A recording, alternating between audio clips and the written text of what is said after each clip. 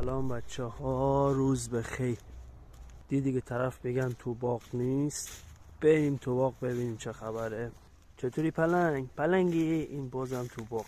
امروز میخوام بریم، زمستونه دیگه، بریم کدو بچینیم. کدو واسه سلامتی خیلی خوبه، خاصیت هم زیاد داره. این یه دونه کدو فرمش لاغره ولی خب آویزون، کدوهای زمستونی دیگه. یه دونه کدو اون بالاست، تقویت افزایش رشد مو، نرم کننده رطوبت رسانی. این یکی درشت دیگه، تقویت گلبول سفید خون، نمیدونم ضد میکروب آنتی اکسیدان داره، واسه سرماخوردگی خوبه. یه دونه دیگه هم اینجاست، فیبر داره، واسه رشد کودکان عالیه، واسه رژیم لاغری هم که خیلی خوب. بچه‌ها مهمتر از همه مخصوص ضد پیری.